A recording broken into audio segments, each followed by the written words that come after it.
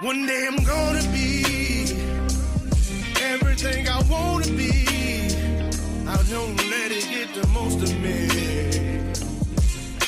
One day I'm gonna be free. I wanna be everything I'm gonna be.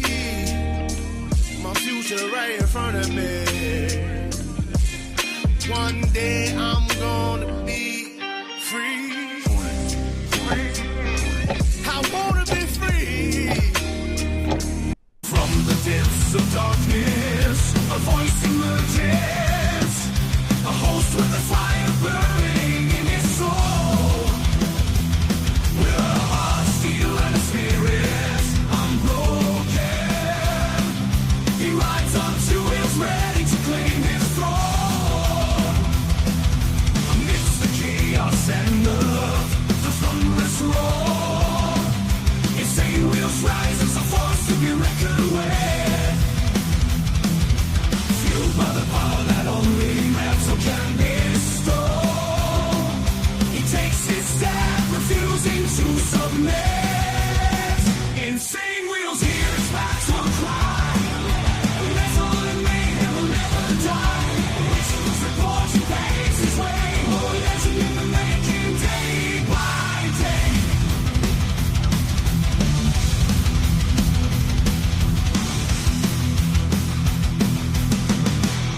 It's a freaking hump day, man. Hopefully everyone's enjoying their morning, evening, afternoon, wherever the hell you guys are coming from. Much love, honor, respect, everybody.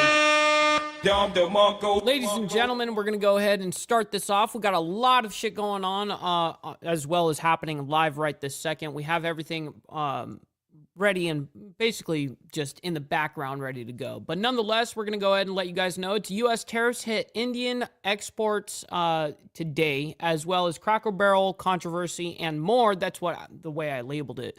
But we're going to go ahead and start off today with the whole active shooter ordeal that's happening over there in Minneapolis, I think. Yes, Minneapolis Annunciation Church is what it says.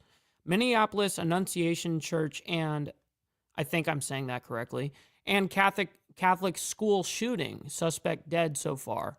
And then we're going to be going into ICE, I guess, is putting out a thing that they're hiring. So now hiring. ICE looks to fill thousands of positions, and I guess there's an event over there in Texas, as well as Trump threatens Russia with economic sanctions over in Ukraine, as well as Elon Musk, I guess, just a few hours ago, is suing Apple over, OpenAI over AI competition. Then we have President Trump's 50% tariffs on India take effect, as we were just saying. I think they went into effect this morning at midnight for us. And then Cracker Barrel returns to its old logo after the backlash off of Americans, and that's one of the questions I have in the poll for you guys. So make sure you guys, actually vote in that, and I'd like to see what you guys think about it, man. Because was it an W for Cracker Barrel, or was it a W for Americans doing the pushback? You know what I mean? So. Anyways, before we get into the madness, man, make sure you guys come in and hit that like button. Helps out the show immensely, and it's free to do so. And you know what else is free is hitting that subscribe button. You know what I mean? It helps out the show immensely. Please consider, though, becoming a member starting at $2.99 a month, making sure we're not breaking the bank out there with anybody. But check it out. This is the way that we, fund this channel. And if we relied on advertisement, I think we'd get a whole $150, $160 per month. So I really appreciate you guys, becoming members and staying members legitimately, man. So I really appreciate that. Side note, follow my Instagram right here at BallValveTV, where I post everything behind the scenes of not only my life, but as well as the show, Millennial Food Time, breaking news, all that great shit. It's a great way to get a hold of me one-on-one. We also have a Discord link that Naomi will throw into the chat over there on the side. But if you guys are watching this on the playback or any other live videos that I do, you can go into the description box down below of every video, and of course the links are down there as well. Last but not least, of course, every super chat, super sticker, gifted membership signups, all of these things are going to be presented live onto the show, and of course shout it out. But if you guys would like to skip that YouTube 30% brutal cut that they take from your hard-earned cash, we have these platforms that you guys can donate to, and of course I will read them out loud as they come through. I got the email up, so I can't miss it, man. So good to see everybody. We got Prez up in the building. Good morning to you, as well as Sick Bastard. Hey, I really appreciate, by the way, we had Moto Bomb that gave us a raid right before we started, and so I really appreciate his raid and all of you guys sticking around from over there, hanging out with us, man. I'm very honored with that. We got Brother SNS. We got Naomi up in the building. We got Path Killer as well. Good morning to all of you guys. We got Charles Darwin down there from Down Under is in the building as well. We got Mythical Rider. Good morning to you. Let's see here. Let's see. We got Brother Slim. Good morning, kind sir. We got Rob's neighbor. Good morning. Good morning.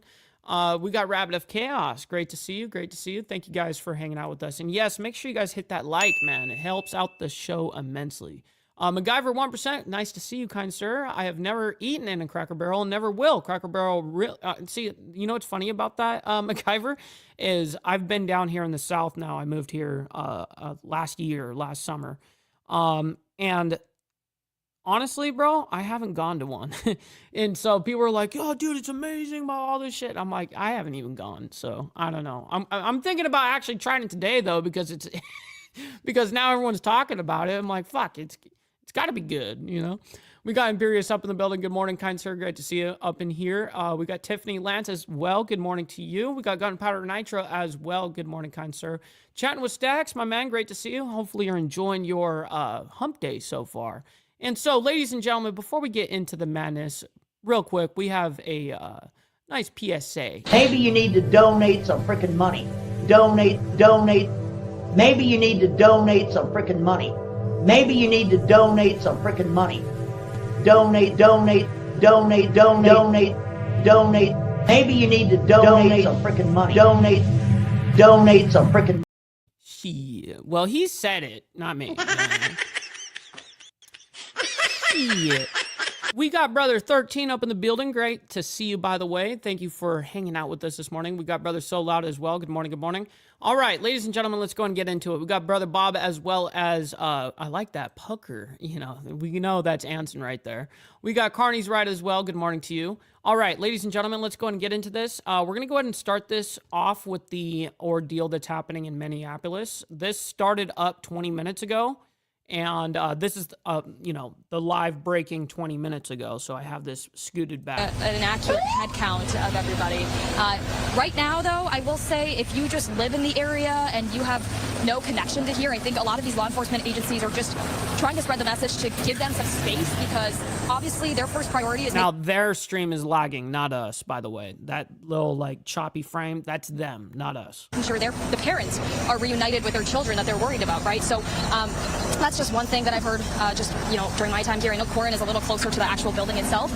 So this is what we're seeing here. Lots of confused faces, lots of... Brother Steve Posey, my man, great to see you. This chick that's reporting on this looks totally out of place right now, bro. Like, she really do. Bruh. Calls, lots of people asking me what's going on, lots of tears, and we'll be here for a while, guys, as we gather some more stuff. Back to you. See, we saw just that powerful image of that woman hugging a state trooper just over your shoulder, which gives you an idea of... Why is their stream so laggy like this, bro? Emotional, clearly an emotional morning, and here we are about an hour and 15 minutes after that first initial call came in. Yeah, and folks in the control room, just let us know when you have maybe a map available where we can show folks where this is. But, if you're out and about or if you know folks in that area, there have been reports of large police presence there since about 8:30 this morning.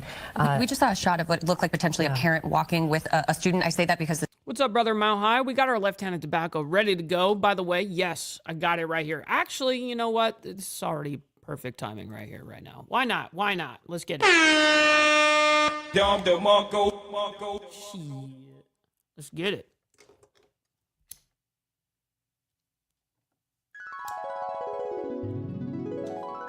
All right, here we go. The student looked like they were in some sort of school uniform. It was a younger person, so it is a potential that some students and families are able to leave that area right now. As they mentioned, the school, we're hearing reports that the school was having children after the situation gather in the gym just so they can get that head count, make sure that everybody is okay, get people the attention that they need, and then, of course, reunite them with their parents as they start arriving at the scene. So to run through some of the confirmed information that we have, we can now report a shooting at an Okay, so now we're actually going to get the fact of what's happening here. Annunciation Catholic School. That's the school. Again, the church is next door. We know that there was a mass scheduled, at least this morning at 8:15. The church building is not connected directly to the school, but it is next to it. So we're not sure exactly what scene. So it's a school that's attached basically right next to a church. Specifically we're looking at, but all indications is that it has to do with the school, because that's what Governor Walz, That's right, Mayor Fry 13. have been Damn specifically straight. referencing. You guys don't have to like the video, by the way, for, you know, what's happening around the world. But you guys can like it for me and my takes, as well as the new fancy stream deck. Yes, correct. Absolutely. And we got Miss Lotus up in the building. Great to see you, by the way. Hopefully you're enjoying your morning as well, your hump day morning. The very limited information that we have, we know that the shooter is dead. We do not have any confirmed reports yet on any victims. So we don't have, you know, extent of injuries, how many people may be affected, anything like that. Brother K2, keep on trucking, my man. Good morning. Look at this. Look how fucking wild this shit this morning is. This is only 20 minutes ago. Share with you officially yet. Chaos. And as we all know all too well, as school shootings or any kind of mass shootings like, you know, happen, a lot of information pours out in the beginning, even from officials sometimes, who tell us X number of people have been shot or, you know, killed, and then they sometimes have to reel that back in because it's so fluid right now. Victims are being taken to the hospital, and there's just so much communication that's going on. And sometimes in these situations, people get hurt, not because of the initial event, not because of the shooting, but maybe just the responses. People are trying to get. Well, yeah, I mean, this is just chaos here. We're not going to play this whole ordeal here, but we're going to get the facts of like where this is and stuff like that, and then we're going to go and move on. We have a lot of shit to go ahead and discuss today, but we're give you guys the facts of what's happening here over there in Minneapolis. That map ready. Okay, we're working on that map. But just to give you an idea, if you're just tuning in, it looks like we have this map up. You can see 35W there to the right in the Diamond Lake Road. That is an Oh my goodness, please. exit off of 35, and then you can see Annunciation Church and School right there. That other, just to the left of that, that yellow line would be Lyndale Avenue, which is of course a main thoroughfare through South Minneapolis. And if we're able to do it, I don't know if we are or not, but if we can, if there's a way to do kind of a Google Street View. We got 33 of you guys, well 29 now, but and only 23 likes, man. I should just hold the stream hostage. You know, I can just end the show right now. You know, fuck it. You know, you guys don't like it. I get it. If you guys don't like the show, you guys don't like it, you know? But anyways, back to of that as well. It's kind of helpful to see the church and the school and the proximity and that area around that, because the perimeter is about half a block around. But again, the shooter dead, no threat to the community any longer, and law enforcement really wants us to let you know that there's nothing to worry about as far as an active shooter situation here. That shooter is down, and there's no threat to the community. But we've been getting more information, as we can see here. Our crews on the ground there, Corn Hoggard was just telling us that parents, it looks like, are allowed to take their children. Appreciate you, brother Motobomb, and thank you again for the raid. I really appreciate that, bro. From the scene, and we've seen several parents now walking with children, you know, grade school age. This is a school that has kids anywhere from pre-K to 8th grade, Annunciation Catholic School. All right, so I don't think we're going to end up getting much more out of here. I think this whole ordeal looks like not only an evacuation of the school, you know, pulling their kids out. Yeah. It looks like a whole chaos situation. Hopefully they get this resolved. Definitely looks. Aside these children leaving, wild. the parents being allowed behind the crime tape to go get their students, tells us that a lot of this is technically not connected. There's a little bit of a lot with some trees in between. Corn say when he was out talking to neighbors, I imagine, and it appears so far there was only one. That's what it says, anyways. One suspect dead. Let me see if it says anything down here. Nope. All right, so as this, you know, we'll come back to this and give you guys more accurate details as this continues to break. But until then, let's go ahead and move into the next ordeal here, which is right now, I guess ICE is looking to fill thousands of positions. And I guess they held an event in Texas last evening. So let's go ahead and bring this up real quick for you guys. One sec. Whoops, sorry. Meant to click this. Bam. All right, ladies and gentlemen, let's go ahead and check this out and see what's happening. We want to continue on right here on Live Now from Fox with some more top stories that we are following for you. And in Dallas, Texas, there was a big ICE job fair going on there where, you know, real quick, we got Brother Bob up in the building, as well as The Process, man. Good to see you. Hopefully you're enjoying the morning as well. Shit. President Trump has said that so many people want to be ICE agents. Even ICE is putting together some packages for people to sign up to attract them to the field. So we want to go out right now to Fox 4 Dallas's Alex Boyer joining us here with this breakdown. Hey, Mike, good afternoon. I can tell you that ICE having this two-day expo here in North Texas comes just weeks after the Homeland Security Secretary announced that there would no longer be an age limit for anyone who wanted to join ICE and followed all. There's no longer an age limit? So that's pretty wild. Now, they mean on the top end, not the young end, I would assume. All of their tests. It also has now reduced the minimum age to apply to be an ICE agent to just 18 years old. And as you... Okay, what was it before? Was it 21 or something like that? Obviously, can't do any of that kind of shit if you're not 18, right? I mentioned a little bit in the introduction, they are also offering hefty financial incentives in hopes of attracting thousands of new ICE agents, many of them right here in Texas, to help deport illegal immigrants. Now, the two-day Career Expo is being hosted at eSports Stadium. That's here in the Arlington area, just outside of the city. Wow, so it was 25, and now they dropped it down to 18. Wow, that's actually pretty dramatic. Dallas, it's not being held without controversy. A group of protesters gathered outside the venue, and some yelled at the applicants as they drove and walked by. Now, representatives from U.S. Immigration and Customs Enforcement have been on hand there during the session to highlight career opportunities in North Texas and hiring incentives for new employees and the benefits of working in a career in federal service with ICE. Some even offered a job on the spot. Now, the minimum age, as I mentioned, now to become a deportation officer has been reduced to 18 years old. ICE is the largest investigative arm of the Department of Homeland Security, and all ICE law enforcement recruits will be required to go through the usual medical screenings, drug screenings, and complete a physical fitness test. Take a listen. We came out here today because we wanted to express our feelings about ICE and show people that there are those of us who disagree with their practices. The protest is... It's always a fucking fat old white woman. I swear to God, bro. Just brutal. And show people that there are those of us who disagree with their Stupid practices. The protest is not what's going to put food on my family's table. It's not what's going to pay for their mortgages and whatnot. Take care of the family. It's very important. I agree with So, it. as a new ICE employee...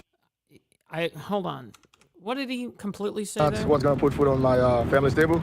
Yeah. I mean, if you're working for ICE, yeah, I mean... They will pay you good. It's not what's going to pay for their mortgages and whatnot. Take care of the family. It's very important. So immigration enforcement job incentives up to $50,000 recruitment incentive. So they're giving $50K up front, up to $60,000 in tuition assistance to repay federally backed student loans, up to 25% administratively uncontrollable overtime for deportation officers, an opportunity for early retirement, and other pay benefits unique to federal law enforcement. Holy shit, dude. This is fucking crazy. bruh. So, as a new ICE employee, you may be entitled to some of these incentives, up to $50,000 in a... What's up, brother Steve Easy, my man? Hopefully you're enjoying the morning. Recruitment incentive, up to $60,000 in tuition assistance to repay federally backed student loans, up to 25% in what's called uncontrollable overtime for deportation officers, and the opportunity for early retirement and other pay benefits unique to the federal law enforcement. Now, I will tell you that in speaking with some of the recruiters, Mike, they did point out the fact that a 5-year service agreement is required to receive certain recruitment incentives, but not all of them. Again, that not being met without some pushback with dozens of protesters out there today. I can tell you that the event does continue again tomorrow. There is a second day of that expo, so we do expect more protesters out there again tomorrow. But I can tell you that there are many people that are interested in being an enforcement officer, and many of them, again, speaking to us today, talking about their reasons why, and a lot of them, it comes down to the finances of it all and just... Oh, yeah, no, I agree, MacGyver. Anybody that is illegal here, I don't care what race you are. I don't care where you come from. I don't give a shit. If you're illegal, you're illegal. I don't care if you're white, black, you're Asian, Hispanic. Doesn't matter, bro. You're illegal. Get the fuck out of here. Wanting to be able to provide for themselves and their family. Yeah, Alex, it seems like those incentives have to be there for these recruits, though, because, well, let's face it, if the people are showing up to protest at an expo, they'll probably be protesting when you're on the job, too. Yeah, absolutely, Mike. And, it was interesting, but I guess not entirely surprising when we were invited to attend that expo today. We were asked by the communications person for the Department of Homeland Security that if we were to come inside and get any video of the expo, that they wanted us to blur the faces of any of these potential recruits. Which would not, that's not going to end up working. Not for these guys, not the media. They're not going to blur out nobody's face like that. Not in real time. All right, so let's go ahead and move into the next ordeal. We got Trump threatens Russia with economic sanctions over war in Ukraine. So let's go ahead and bring this up. And you guys know that we've been following the Russia-Ukraine ordeal here on Insane Wheels for, well over a year. But we've been having a more and more talk about it since, Trump has come into office. And we actually had bets going. Who the fuck would be, we were hoping that Trump could actually negotiate some sort of deal and, some sort of peace there. But of course, we gave a little too much. We gave a little too much enthusiasm, care, or maybe we were just optimistic that Trump could fucking make a deal happen. But, maybe he doesn't have that kind of influence. Real quick, we got Powder Dusty up in the building. Shout out to Flow State. Hopefully you're enjoying your morning, kind sir, and enjoying your Hump Day Wednesday. Let's get into And welcome back here to Live Now from Fox. I'm Andrew Kraft. Live picture there at the White House. Well, as you know, if you were watching earlier this morning, the president had a marathon-long cabinet meeting lasting almost 4 hours there. He took a lot of questions and a lot of topics from reporters, including and especially on where the diplomacy... What did he say? Well, we got to make sure you guys hit that like button, yo. Let's get the likes up for real, man. I really appreciate you guys. You guys don't have to like what's happening around the world, but you guys can like it for me and my takes. You know what I mean? He stands between Russia and Ukraine. Fox's Kevin Cork with those details. Let's listen. It's very, very serious what I have in mind if I have to do it. But I want to see it end. President Trump doubles down on his sanctions threat. The commander-in-chief telling Moscow to double down, agree to a ceasefire to end the war with Ukraine or face deep economic sanctions. It will. Yeah, dude, that's not going to stop Putin. But hey, go ahead and sanction him up. You know what I mean? It will not be a world war, but it'll be an economic war. And an economic war is going to be bad, and it's going to be bad for Russia. But unlike past remarks, the president gave no timeline or deadline for these sanctions. During a nearly 3.5-hour cabinet meeting at the White House, he also appeared upset with questions about Russia's... This was the cabinet meeting that just happened yesterday. ...stalling on direct peace talks. Just this past weekend, Sergei Lavrov was saying that Putin will not sign a peace deal with Zelensky because Russia views him as illegitimate. Everybody's posturing. It's all okay? Everybody's posturing. A week ago... Oh, shit. Motherfucker getting out, them bullets out there. President Trump said he was making arrangement for one-on-one talks between Putin and Ukrainian President Volodymyr Zelensky. Zelensky says he's willing and ready for the sit-down, but Moscow says the summit won't be happening anytime soon. Russia is giving signals only that it is going to continue to evade real negotiations. This can only be changed by strong sanctions, strong tariffs, real pressure. Meanwhile, peace negotiations continue. U.S. Envoy Steve Witkoff tells Fox he's meeting with Ukrainian officials in New York this week for more ceasefire talks. We'll see how that turns out. In Washington, I'm Kevin Cork, Fox News. Jeez. Kevin, thanks so much. So Kevin just referenced that interview Steve Witkoff did with Fox's Brett Baer just this afternoon. Lucas Tomlinson with more. Witkoff telling Brett Baer, the Russians have put a peace proposal on the table. It involves Donetsk. It may not be something that the Ukrainians can take here. So let's bring into the conversation national security analyst and expert. So just given unrealistic demands for peace. And retired Marine Intelligence Officer Hal Kemper to discuss all of this. Wolf, I'm up in the building. Good morning, kind sir. Great to see you. Hal joins me. Hal, good to see you here. Where would you characterize where the diplomacy is right now? Is it in the middle? Is it at the bottom? Is it at the top? Where? Well, I would say right now it's probably in the middle, but it's completely stalled. There's no forward momentum. And by the way, it's not just Donetsk. All right, maybe from a real estate standpoint. Well, not only this, but Putin has basically come out and said, listen, at this point, I'm not willing to sit down with Zelensky unless he's coming to me surrendering, basically. So that's kind of the end of that shit. Oh, shit! Oh, shit! You'd say, oh, it's just the Donetsk piece of territory. They want Zelensky out of office. They also want to essentially disarm the Ukrainian military. They want basically Ukraine to completely lay down its arms and leave itself wide open for a future Russian invasion where they which is definitely something that's not going to happen, right? So finish the job of wiping Ukraine off the map, if you will, as a sovereign nation. And that's the problem they're having is that Lavrov has kind of reiterated this time and again that they have not. He's basically said and he hasn't said they have not forsaken these maximalist goals. He just keeps repeating these maximalist goals, and that's what really boils down to it. That's what Ukraine cannot accept. So, Hal, I guess I have to ask, what is the president waiting for on the sanctions question? Why is he giving Putin so much room, so much space here? Right. Why didn't he just do it when he said originally, I'm going to give him 10 days? You know what I mean? And then, of course, I guess Putin did show like, hey, I'm willing to come over there and talk to you on your land over there in Alaska. And, maybe it just kicked it. Maybe Putin just kicked the can down the road for another 2 weeks, kind of thing. And he just put the sanctions on, the tariffs on now? Why is he giving Putin so much leeway? Well, I'm sure that's the exact question Lindsey Graham's been saying as well, which is why can't he just go ahead and do this? He keeps kind of hesitating. I will say this. If he puts those sanctions in place, and keep in mind, these are what are called secondary tariffs, which means countries that buy Russian oil. The two biggest countries he's looking at is China and India. Now, we've already put a pretty big tariff on India of about 50%, but we have not done the same thing with China. Correct. If we do that with China, inevitably, that will cause a spike in the prices of goods coming from China. That spike in prices of goods coming to China because of the sheer amount of sheer volume of goods that come from China. Yeah, we're not going to put any sanctions on China. Cannot escape having an inflationary effect on the U.S. economy. And as you know, he has an issue with the Federal Reserve Board on the prime rate. And if there's those inflationary indicators, even the board, even with the recent firing, if you will have a very difficult time lowering the prime if that happens. So we're almost 2 weeks removed from the Putin-Trump summit at Anchorage. What can we say now, looking back on it? What came of it? Not much, other than the fact that for Putin, it was a fantastic propaganda win for him. I mean, he got the red carpet treatment. He got to ride in the Beast, the presidential limousine.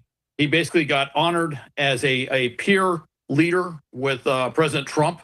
And it was very warm and cordial and respectful of his position, even though he's been a... What? Steve says, did you see Trump is letting in 600,000 Chinese students, Mike? No, I did not see that. That's fucking crazy. Are you serious? Dude, that's fucking crazy. That's stupid. Stupid. That's insane. Pariah. Some Asian persuasion. Shit. On the international scene for about 3.5 years. He gets this warm greeting. And what does he have? What did he give up for all this? Essentially nothing. And right now he's just stalling and stalling and stalling. And this goes back to Putin's mind. If Putin believes he's winning, then why would you want to negotiate? And it's very clear that Putin believes he's winning. I mean, we look at it from our metrics. He's taken horrendous losses for rather marginal gains on the battlefield. In his mind, though, those are acceptable losses to make any gains on the battlefield. So, Hal, in front of me, I have this exclusive report in the Wall Street Journal from over the weekend. Oh, shit. Had the opportunity to discuss it with you, and I want to put up the White House shot here. I want to read the first paragraph of the reporting. This is by Alex Ward, Michael Gordon, and Lars. It is a pretty amazing piece of equipment. Seligman, our friends at the Wall Street Journal. So, Hal, they report this. This is from Sunday. The Pentagon has for months been blocking Ukraine's use of long-range missiles to strike inside Russia, according to U.S. officials, limiting Kyiv from employing a powerful weapon, they say, in its fight against Moscow's invasion. So they say a high-level Defense Department approval procedure, which has not been announced, has prevented Ukraine from firing any U.S.-made long-range Army tactical missile systems or ATACMS against targets in Russia since late spring, Hal, according to officials. On at least one occasion, Ukraine sought to use ATACMS against a target on Russian territory, but was rejected. So you remember back in November, this was, I believe, a little after the election, President Biden finally relented and gave Ukraine the authority to do this, to strike Liquored up with Poncho. What's up, my man? Hopefully you're enjoying the morning as well. Targets inside Russia in a longer range. You and I, at the time, I remember, we were discussing how would Trump approach that very question. And I guess now we know. You know, it was interesting. Those missiles were going in there. Now, one of the problems they had with those missiles was quantity.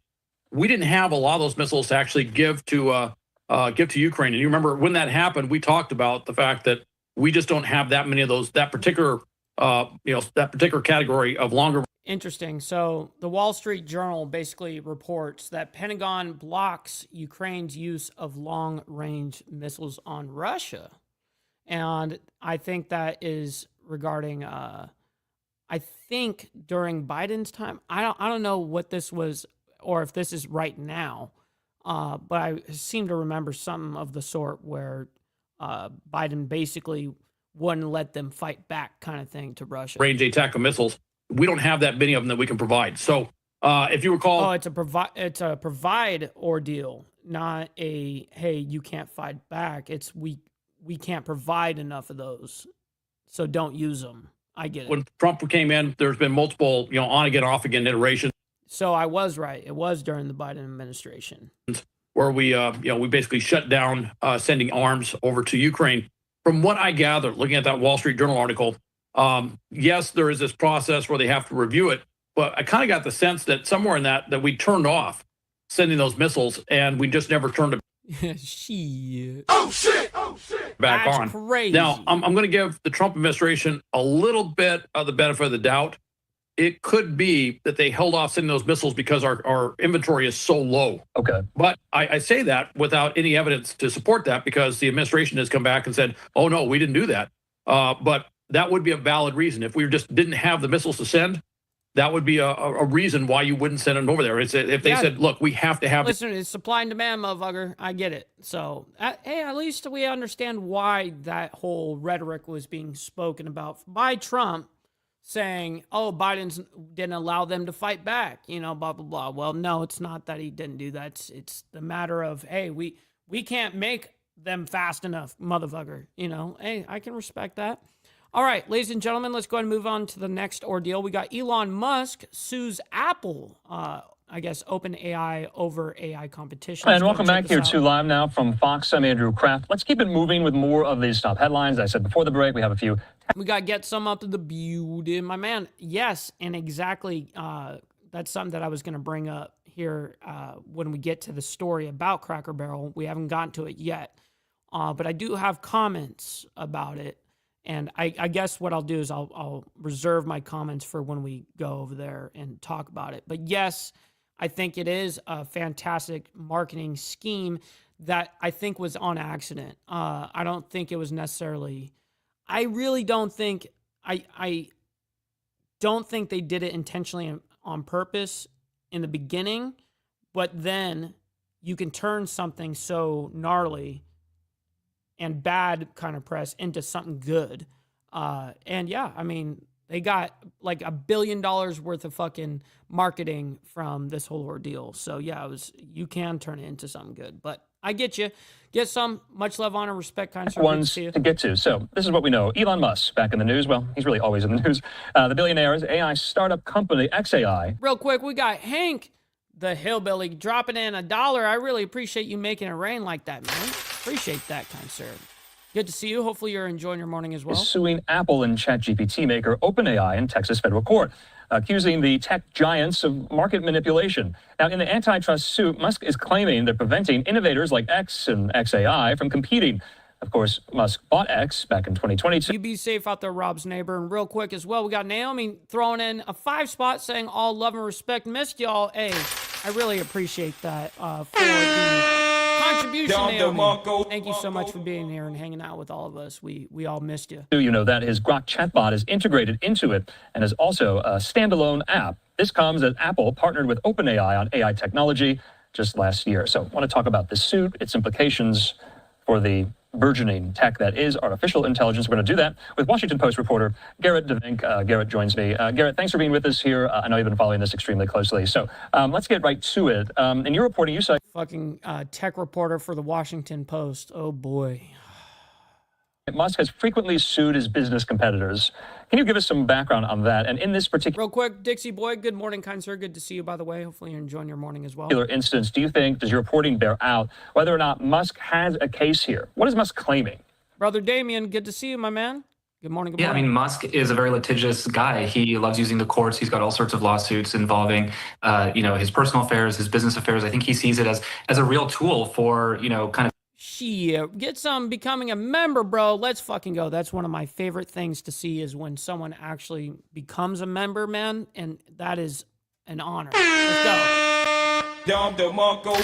Hell yeah, my man. I very much appreciate that, kind sir. Stymieing his competitors, also building his own profile, getting people like us to talk about him and, you know, put his companies out there. He famously doesn't use advertising. And so, you know, he's very good at making sure that he and his companies are in the news. And I think that's probably a little bit of what's going on here. But with this lawsuit specifically, he's claiming that Apple, which actually has a deal with OpenAI, the maker of ChatGPT, that they're actually pushing Grok, which is his AI tool, further down the results in the Apple App Store. So if you look on your iPhone and search in the App Store, AI or chatbot, you know, ChatGPT might be one of the top ones. There's a bunch of other ones. And then, you know, if you keep scrolling and scrolling, you'll eventually get to Elon Musk's company. Earlier this year, he was, you know, ranked higher on the App Store. And he's sort of saying that the very fact that he's now lower means that he's being conspired against. And that's insane because he's lower on the App Store. Now they're conspiring against his brand. Oh my, come on, bro. Whatever. All right, that's enough. That's enough tech shit for me. All right, next up, we got President Trump's 50% tariffs on India take effect, and I believe they took effect overnight. So let's go ahead and bring this up for you guys. Bam. Welcome back into Live Now from Fox, as we are going to be discussing one of the biggest stories of the day: steep U.S. tariffs on a range of Indian products taking effect, threatening a steep blow to India's overseas trade and its largest export market. Thank you. President Trump initially announcing a 25% tariff on Indian goods, but earlier this month signed an executive order imposing an additional 25% tariff due to India's purchases of Russian oil, bringing the combined tariffs imposed by the U.S. to its ally up to 50%. Now, joining us now shortly is going to be an expert on this entire situation, but I do want to remind our viewers by putting up this QR code here on your screen that we want you to submit your questions on what you would like to know when it comes to U.S.-India trade relations. I'll be bringing this up periodically during the interview, so you can submit in real time. You can do so by scanning the QR code there on the top right-hand side of your screen or heading to livenowfox.com/. That's probably the best question that, see, look, this kind of question needs to be scanned by that QR code. You got to send in your questions. How am I going to get my extended car warranty now? Shit. That is probably the question of the hour. You know what I mean? For sure. Connect. So joining us now is going to be Usha Haley. She is a Barton Distinguished lecturer and chair in international business at Wichita State University. So Usha, good to see you. And thanks for joining. Oh my God. Yeah, thank you. Of course. Oh my God. Oh my God. Oh my God. I do want to set the stage for our viewers first. Talk to us a little bit about these U.S.-India trade relations before these tariffs went into effect. And we can go back a few. Yo, brother Doug Ross up there in Canada is dropping it like it's hot, bro. I really appreciate that. Coming in, gifting out a Mike Ball membership, man. I really appreciate that. I wish you could say Breakfast Club membership, but it can't do that. I tried to make sure that I could do that, and you cannot. You can't do that. So, but hey, I very much appreciate that, Doug. You're not only helping me, but you're helping someone in the chat as well. Other presidential terms, if you'd like. Okay. So for the last 2 decades, the United States has followed a policy of building up India as a strategic link to the Asia Pacific and as a counter to China. It's become... Dwayne, I got that combo for you. Oh my God! Stupid.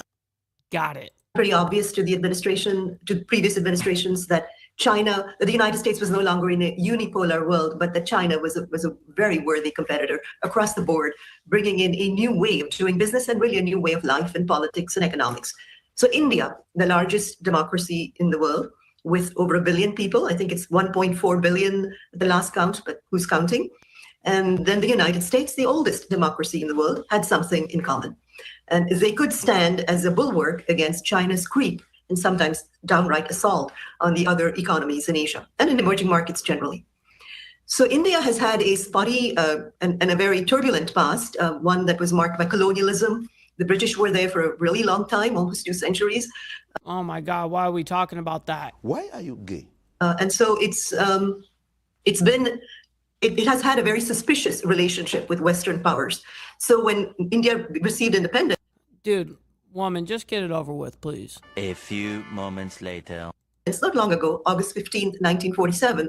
It's one of the planks was that India would become self-sufficient and that India would no longer depend on masters abroad. The United States made slow overtures to India, which were somewhat stopped over the last 2 decades because of Pakistan and its relationship to Pakistan. India's. Let me explain. A lot of people, even me, who watches the news, like obviously a lot, when someone like this comes up and speaks, you lose everybody. You lose everybody because you're not talking in terms that people are going to be like understanding what you're getting at. People are sitting here going, I haven't even heard anything she said. She's just yapping, bro. She's just yapping. You're saying a lot of words and shit. You know what I mean? Oh, shit! Oh, shit! All right. Anyways, back to the traditional nemesis in South Asia and supplied arms to Pakistan, etc. But then Pakistan has now become a failed state for all practical purposes, and India remains a democracy, though a messy one, which is in a way healthy. There are very many diverse views. But India started trusting in the United States, and that trust is extremely important because it's important to understand that trade relations don't just operate in a vacuum. They're part of an infrastructure, an ecosystem that includes political securities, economic securities, and even cultural exchanges, and always underlying that is trust. So India started this relationship with President Trump, and Modi came by, and they thought everything's fine. India decided the United States does have a negative trade balance with India in manufacturing, although it does not in services. And so they promised to buy energy as well as. What's up, Christopher Collins, my man? Another Alabama's finest. Great to see you, kind sir. Arms from the United States. And you understand that India has had a very strong relationship with Russia. It's in the 1960s, but you can go back even further historically to the Aryans and Sanskrit is an Indo-European language. So you can see some of the cultural roots. Dude, she's the worst, Naomi. She's the worst. I'm telling you, like, when these people just come up here and blab and, like, tell the entire fucking history from 1719, this happened, and then this led to this in 1812, and then it's like, shit, bitch, no one wants to hear this shit. Like, no one actually gives a fuck, all right? Just say what's happening. Just tell us what's happening and why it's happening. You don't need to go into fucking 3 million layers deep into the onion. You just need to, like, consolidate. People don't know how to consolidate their what they're going to say. They just got to sit there and just spew forever. It's just yapping. There as well. But it didn't. The abrupt change almost overnight has Indians with 50% tariffs levied on India beginning today have India asking, what does President Trump want from India? And by extension, what does the United States want from India? Because India does import at this point a third of its energy and oil from Russia, but it's far from the only one. As a matter of fact, the United States imports from Russia and has a trade relationship, and China is a far larger importer of Russian energy and oil. So why are there no sanctions against China, but India is seen as a whipping boy in all of this?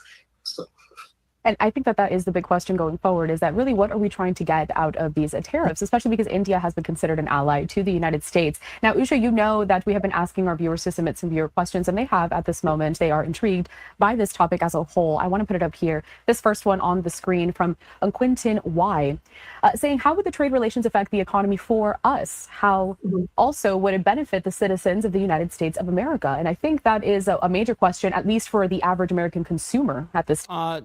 No, the answer is, is it a benefit for the United States citizen at this point? No. Tariffs will always boil down to the consumer.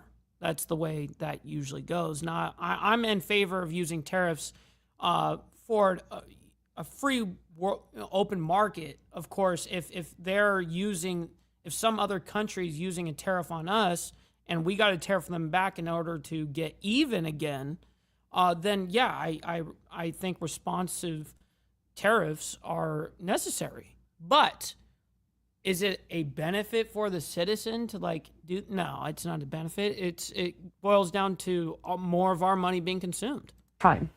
Yeah. So I'm not really sure that the trade relations and the break in trade relations currently, which I sincerely. Good morning, David. Good morning, kind sir. I hope is not permanent for the sake of the United States is going to benefit our economy or our politics.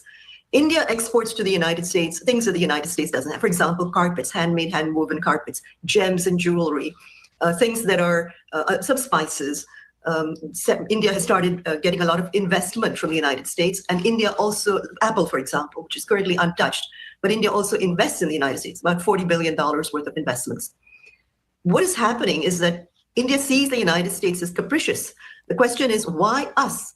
It's not uniform. I mean, the United States hasn't said any country importing energy from the United States, from Russia, is going to be affected and have a 25% tariff levy. On the other hand, what it's doing is saying India is going to have it.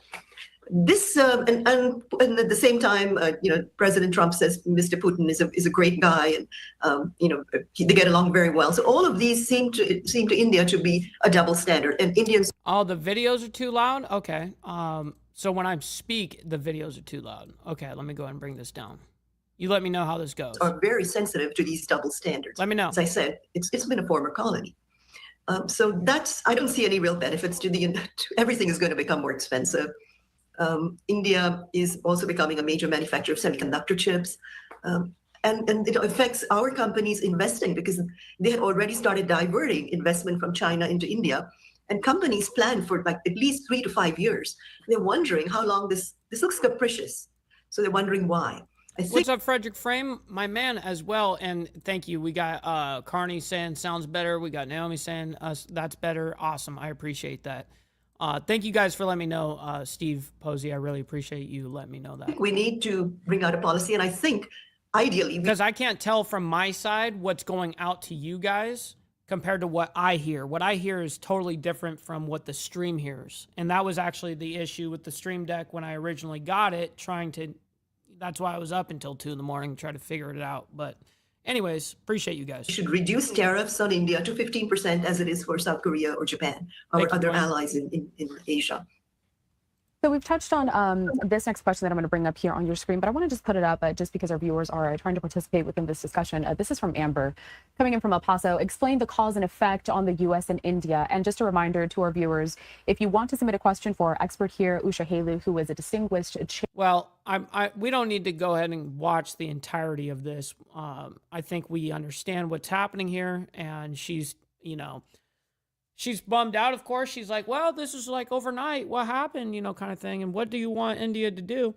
Well, in all fairness, Trump has, stated this is what is going to happen with these tariffs in like 60 days or 90 days or whatever the case is. But anyhow, I think that she did bear a great question, though. What do you want India to do? And I think Trump would say, well, don't be with fucking BRICS, motherfucker. You know what I mean? Like, you're with the op. You're with the op. You are the op. So I think that's what the answer would be, is like, well, you don't want to get fucking tariffed like a motherfucker? Well, guess what? Don't be in BRICS. Use our money. Well, now we're talking about a real conversation. But until then, we're going to go ahead and move on.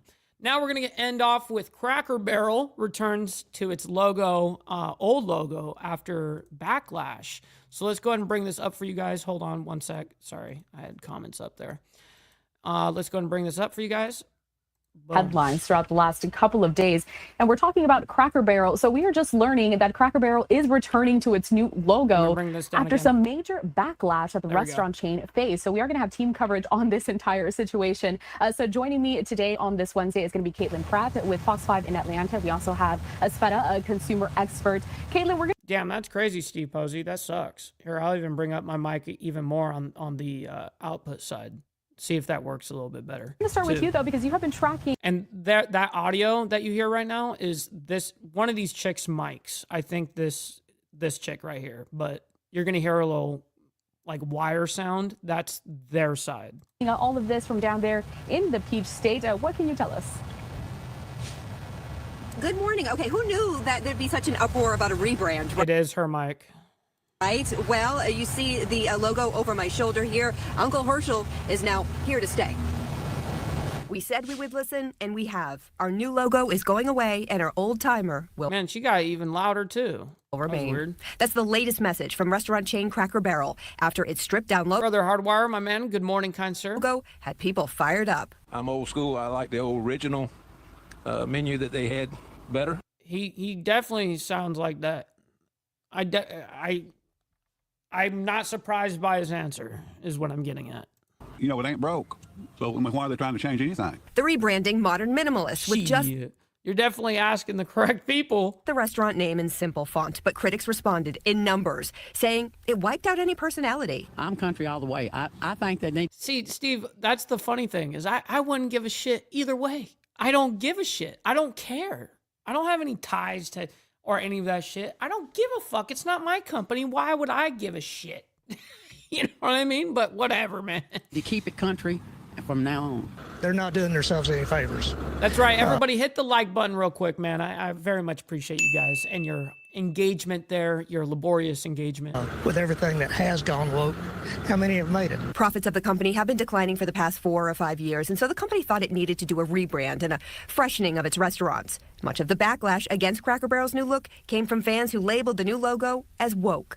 The CEO responding to the outcry. We've been very transparent about our goal of making our stores feel brighter and even more welcoming than they already are, while maintaining that country hospitality and charm that we're known for.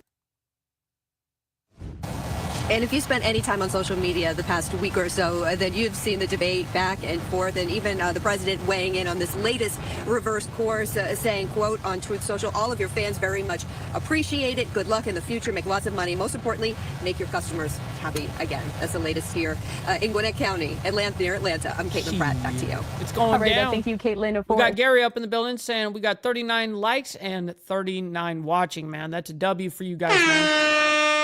Much love, honor, respect, kind sir. Great to see you. Hopefully you're enjoying your morning, Gary. That report, good to go down there, at least for Gwinnett County over in Georgia, but really Look for at all of those Trump. restaurant chains across the country. And as Trump actually tweeted out, that's funny, or on X, whatever, or True Social.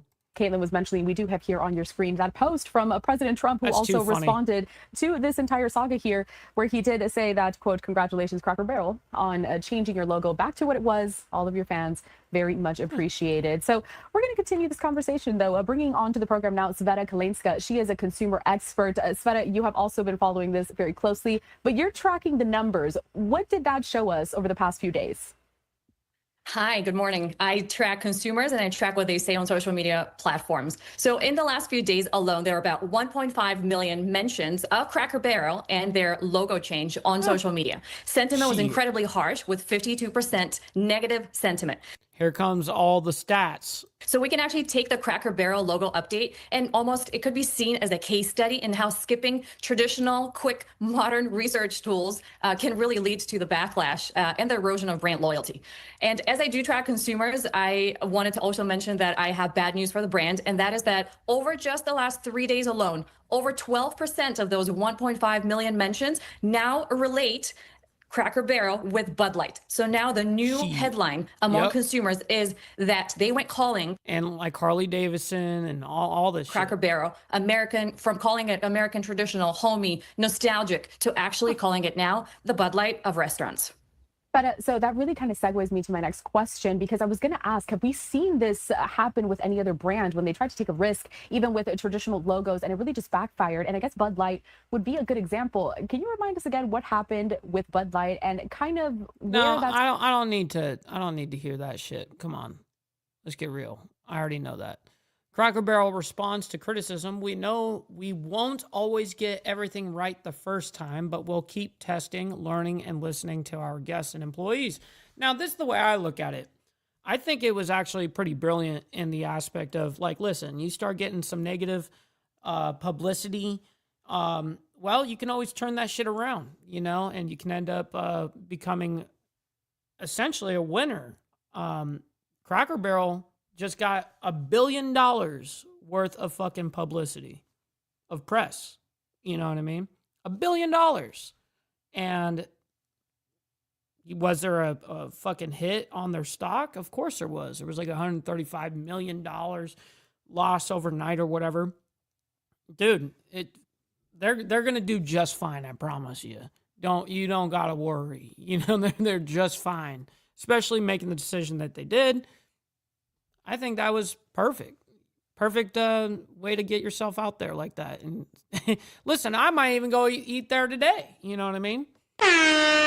from a visual aspect like their logo. And then it instantly becomes detached from its roots, and that's how consumers see it.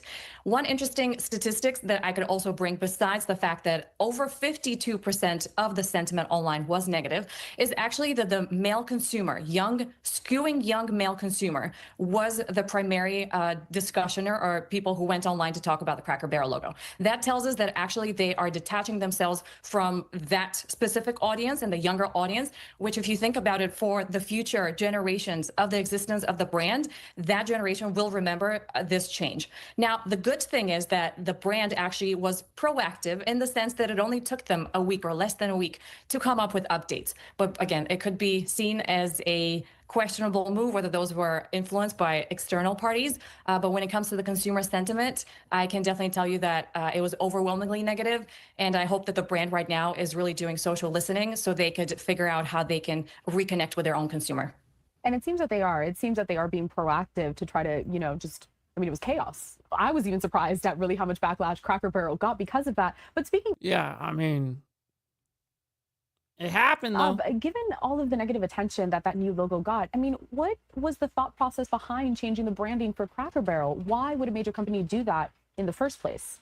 Maybe they didn't give a shit. Maybe, truthfully, maybe it was a marketing ploy. I don't know. Maybe they're like, hey, we'll just show a cleaner version of our thing, and if they don't like it, then we'll just switch it right back.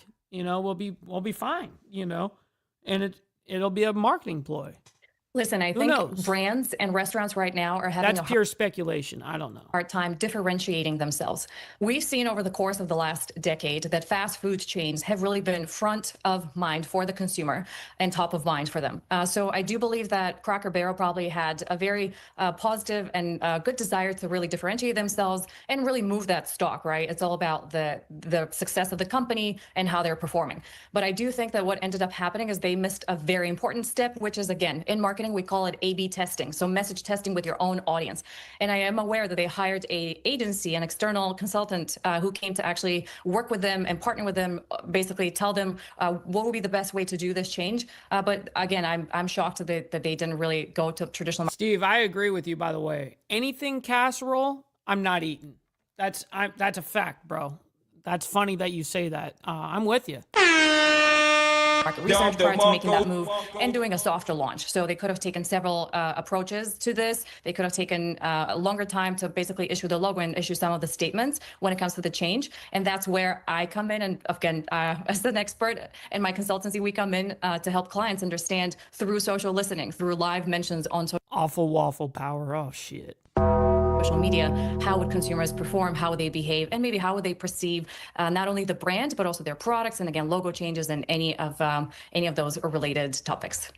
And it does seem that, following the old saying, if it ain't broke, don't fix it, would really work for a lot of these companies. Sveta, we do appreciate your time today. Is there anything else that you would like to add about this specific topic, or even some advice that you would give to companies or these large-scale corporations if they're thinking about rebranding? I would love to give all corporations the advice to do social listening. It's quick, effective, and you can literally understand what consumers think within the same minute. Other steps that they can think of could be, why not just partner with influencers who can help you actually spread alternative messages? Yo, this is probably the biggest W comment today. Mike, we kicked with the homies. Too much GR taste buds ain't that as white as they used to be. That's a fact, bro. My influence in food is definitely not what these standard white people, you know what I mean? Yeah, no, I'm with you, bro. Absolutely. Again, faster and safer. But traditional and modern research are the ways to go. So anytime a brand is considering any type of updates, don't forget that there are those tools in your toolkit. Sveta Kalecka, the CEO and founder of Ryla Global Consulting, also a consumer expert. We appreciate your time here at Live Now from Fox. We've seen this happen before with brands. I agree with that sentiment, by the way, Anson. Absolutely. All right, ladies and gentlemen, that is the end of this ordeal, man. I can't thank you guys enough for, hanging out, your engagement, all of it, man. I really can't thank you guys enough for hitting that like button as well, whether that be at the end or at the very beginning, man. I very much appreciate you guys. And thank you guys for your kind donations as well. It goes a long fucking way, man. Listen, ladies and gentlemen, we'll be back this evening with the Diamond Effect. We're going to be talking about something regarding food. I think the price of food or something like that. But nonetheless, it's going to be a great conversation as always. And if I don't see you guys tonight, then I'll see you guys tomorrow morning for more of the World's Madness. If you guys, do me a favor, stick around. We're going to be rating our buddy Carney. He's live right now, so make sure you guys stick around for that. And show him some love over there. We'll be hanging out. So anyways, much love, honor, respect, everybody, and God bless. From the depths of darkness, a voice emerges, a host with a fire burning in his soul. With a heart, steel, and a spirit unbroken, he rides onto his ready to claim his throne. Amidst the chaos and the thunderous roar, insane wheels rise as a force to be reckoned with. Fueled by the power that only metal can bestow, he takes his stand, refusing to submit. Insane wheels hears back on